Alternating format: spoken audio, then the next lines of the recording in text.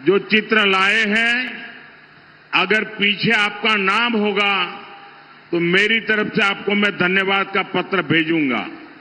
और मैं मेरे एसपी जी के साथियों को कहता हूं कि वो सारी बात जो चीजें हैं कलेक्ट कर ले, जिसको भी एक देना है कलेक्ट कर लीजिए, ताकि मैं आराम से अपनी सभा शुरू कर सकूं।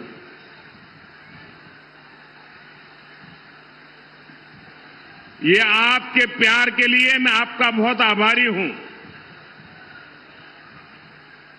एक दूसरा काम करेंगे, इस चुनाव में जो उम्मीदवार है वो जरा आगे आ जाए। जो इस चुनाव में कैंडिडेट है, जो कैंडिडेट है वो आगे आ जाए, एक कतार में जरा खड़े हो जाए। मैं मेरा भाषण शुरू करने से पहले कि आपके पास आता हूं।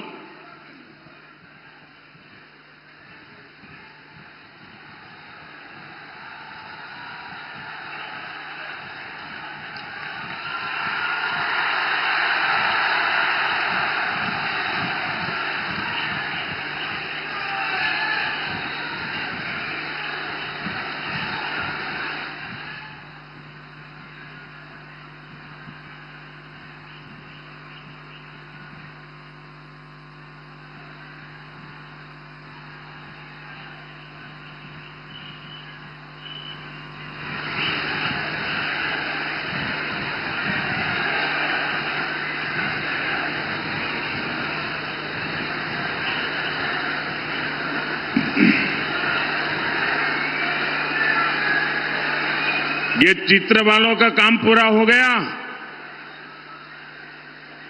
तो अब मैं भाषण शुरू करूं। देखिए, आपकी इजाजत के बाद करता हूं मैं काम। जय मां दुर्गा, जय मदन मोहन, जय श्यामराय, जय एकतेश्वर महादेव, हर हर महादेव।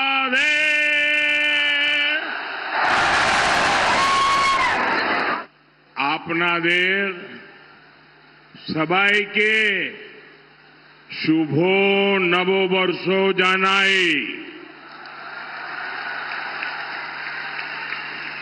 बांग्ला नववर्ष शुरू होने के बाद मेरी ये पहली जनसभा है। आज अक्षय तृतीया का शुभ दिन भी है। मेरी कामना है समस्त देशवासियों पर मां लक्ष्मी की कृपा बरसती रहे। साथियों, ऐसे पावन अवसर पर ये सभा मंदिरों के इस शहर में होना अपने आप में सौभाग्य की बात है। आप यहां दूर सुदूर से आए हैं, बहुत लंबा सफर करके आए हैं, और मैं देख रहा हूं कि बंगाल में जहां भी जाता हूं, हर जनसभा पहले से ज्यादा बड़ी होती जा रही है। सारे पुराने रिकॉर्ड टूट रहे हैं। मुझे बताया गया 2-2, 3-3 घंटे से लोग बैठे हैं। ये सुबह का समय है और मैं देख रहा हूं धूप में कितने लोग खड़े हैं। उधर हेलीपैड पर मैं कल्पना नहीं कर सकता हूं ये माहौल, ये प्यार, ये उत्साह, ये उमंग, ये निर्मम सरकार के प्रति गुस्से का भी प्रतीक है।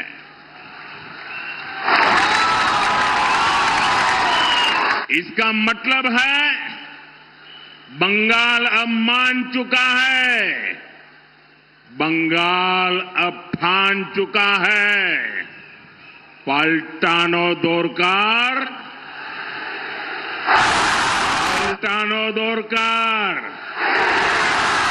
पाल्टानो दोरकार, पाल्टानो दोरकार, पाल्टानो दोरकार, पाल्टानो दोरकार। साथियों, ये मां शारदा की पवित्र धरती है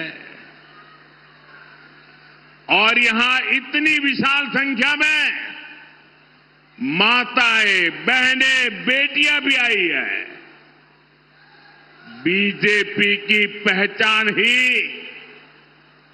महिला सशक्तिकरण से है, महिला सुरक्षा से है।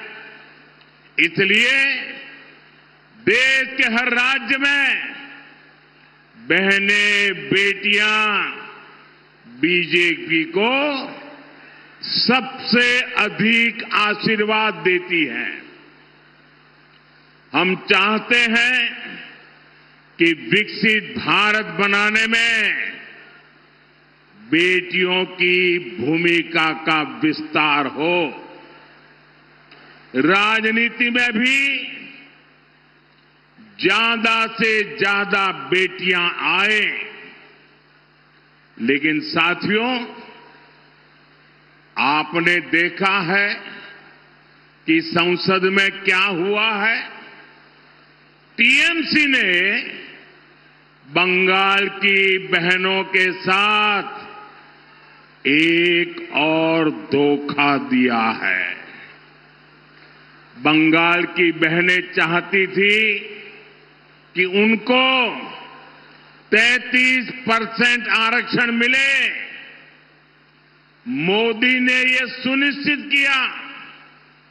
बंगाल की बहनें चाहती थी कि ये 2029 से ही लागू हो।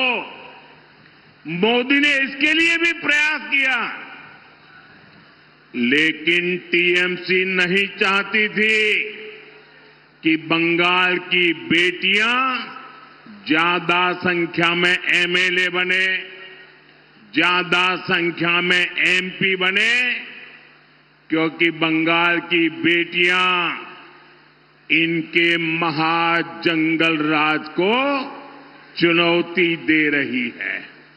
इसलिए टीएमसी ने कांग्रेस के साथ मिलकर साजिश रची और इन्होंने महिलाओं के लिए 33% सीट सुरक्षित रखने का कानून नहीं बनने दिया।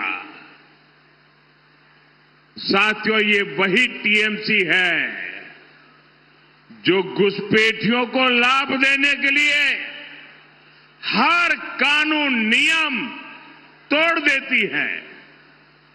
ये वही टीएमसी है जो धर्म के आधार पर आरक्षण देने में जुटी है, संविधान की भावनाओं का गला घूंटने में लगी हुई है।